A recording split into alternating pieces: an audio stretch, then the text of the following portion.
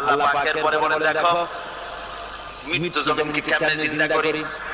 আল্লাহুল্লাযী আরসালার রিয়াহা ফাতুসিরু সাহাবা ফাসুকনাহু ইলা বালাদিন মাইয়িতিন ফাআহইয়ানা বিহিল আরদা বা'দা মাউতিহা কাযালিকান নুশুর।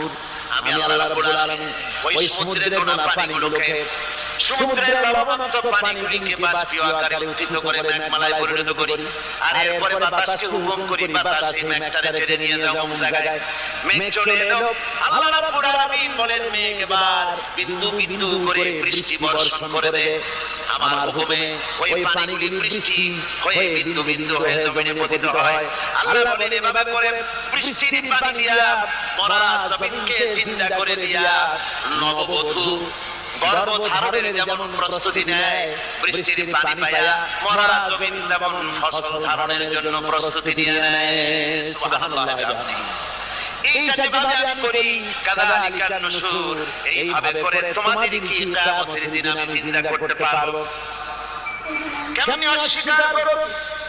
কাইফা তাকফুরুনা বিল্লাহি ওয়া কুনতুম আমওয়াতান ফাহিয়াকুম সুম্মা ইউমীতুকুম সুম্মা ইলাইহি তুরজাউন।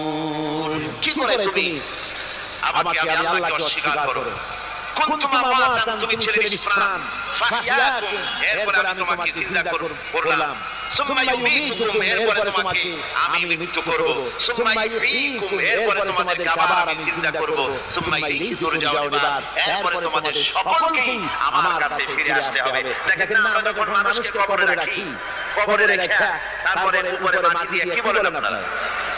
মিনহা খালাকনাকুম, পড়েন মিনহা খালাকনাকুম ওয়া ফিহা নুঈদুকুম ওয়া মিনহা নুখরিজুকুম তারাতান উখরা।